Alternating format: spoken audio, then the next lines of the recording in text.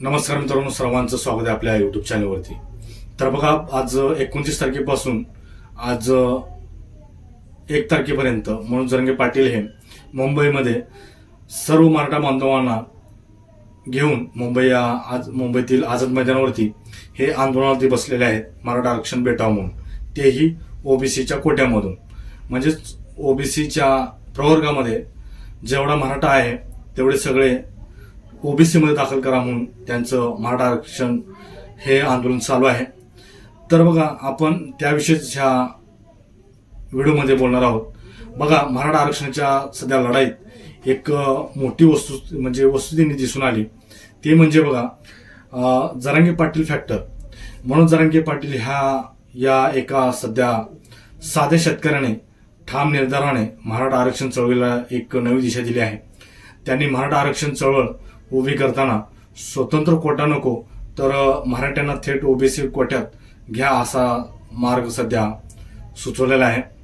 या नव्या दृष्टिकोनामुळे आंदोलनाला उभारी मिळाली आणि महाराष्ट्राच्या जातीय राजकारणात जोरदार हालचाल झाली. मोर्चे, धरणे, उपोषणे अशा मार्गाने समाजाने आपला संताप व्यक्त केला. अखेर सरकारालाही सगळे सोयरे तरतूद स्वीकारावी लागली. या टप्प्याटप्प्याने म्हणजेच मराठा समाजाचा असंतोष अधिक ठळक झाला आणि राज्याच्या राजकारणात केंद्रस्थानी आला. 2 वर्षात आंदोलन अनेक टप्प्याने गेले, राज्यभर झाले आणि सरकारवर दबाव वाढला. मराठा कुणबी ओळख वाद उफळून आली. कुणबी जात समावेश हा मुद्दा पुढे आला. एकीकडे सरकार निर्णय घेण्याचा प्रयत्न करत होतं, तर दुसरीकडे ओबीसी समाजामध्ये असंतोष पसरला आणि आरक्षणावरील राजकीय वाद उग्र झाले. जरांगे पाटील फॅक्टर हा क्षणिक उठाव आहे की दीर्घकालीन बदल, हा आता खरा प्रश्न निर्माण झालेला आहे. मनोज जरांगे यांनी 2023 मध्ये मराठा आरक्षणासाठी दिलेला एल्गार हे एक मोठं वळण ठरलं.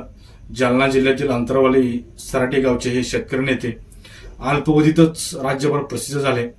त्यांनी मराठ्यांना कुणबी जात प्रमाणपत्र देऊन ओबीसीत समाविष्ट करा अशी मागणी केली. त्यांच्या मते स्वतंत्र कोटा देण्याचा निर्णय न्यायालयात टिकणार नाही, त्यामुळे ओबीसी कोटा मागणी हा त्यांचा मुख्य मुद्दा ठरलेला आहे. मराठा समाजाला ग्रामीण व आर्थिक परिस्थितीमुळे मागास असल्याचं दाखवत त्यांनी सरकारवर दबाव आणला. या अहवालानुसार राज्यात 28% लोकसंख्या ही मराठ्यांची असून त्यातील सुमारे 21% कुटुंब दारिद्र्यरेषेखालील आहे. त्यामुळे प्रत्येक मराठा हा कुणबीच असा त्यांचा दावा अधिक ठळक झालेला आहे.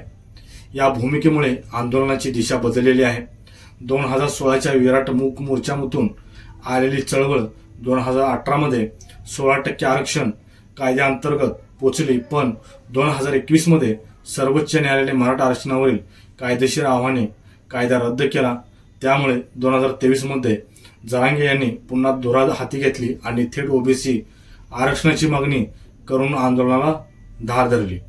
जरांगे पाटील फॅक्टर मराठा फॅक्टर तरुणांना भावला.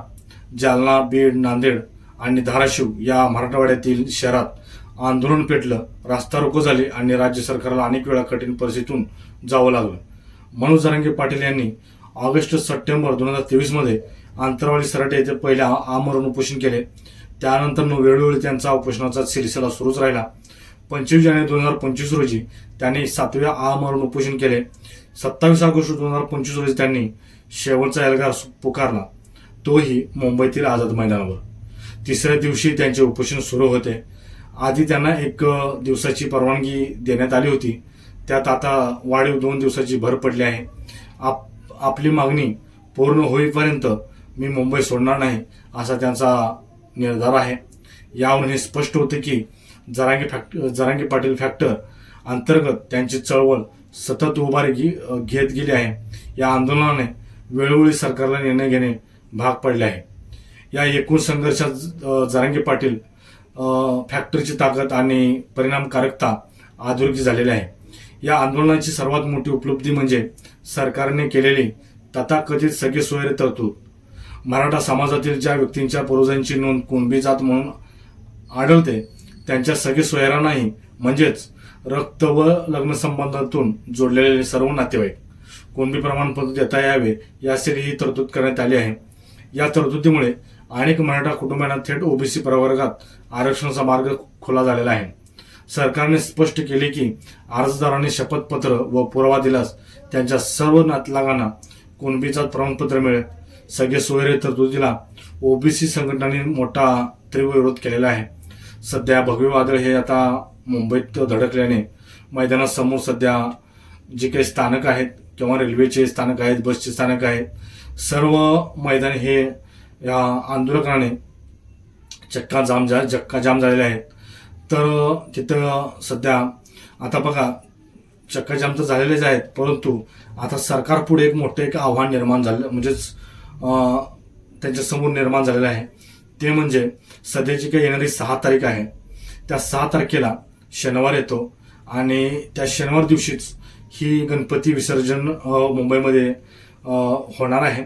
आणि त्या विसर्जनच्या वेळेस मुंबई अख्खी जाम असते, कारण तिथे मोठ्या मोठ्या मिरवणुका असतात विसर्जनच्या वेळेस. आणि ते असताना हे बाहेरचे सुद्धा, म्हणजेच जे काही बाहेरचे म्हणता येणार नाही, तर जे काही मराठा आंदोलक आहेत आपल्या महाराष्ट्रातले मुंबईमध्ये गेलेले, त्यांचा सुद्धा एक मोठा एक तापा म्हणू शकतो किंवा मोर्चेकरी म्हणू शकतो.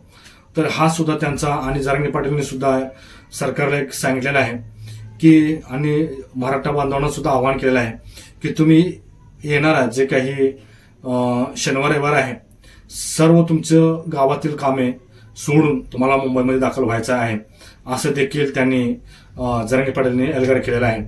त्यामुळे जर मुंबई जर टप्प झाली तर आपला अख्खा भारत देश टप्प होऊ शकतो. कारण बघा, तुम्हाला सांगितल्याप्रमाणेच 25% वाटा हा आपल्या भारत देशाला ह्या टॅक्स मार्फत जात असतो. त्यामुळे मुंबई टप्प होता कामा नये. त्यामुळे सरकार ह्या 6 तारखेपर्यंत मोठं काहीतरी निर्णय घेण्याची दाट शक्यता आहे आणि घ्यावेच लागणार आहे.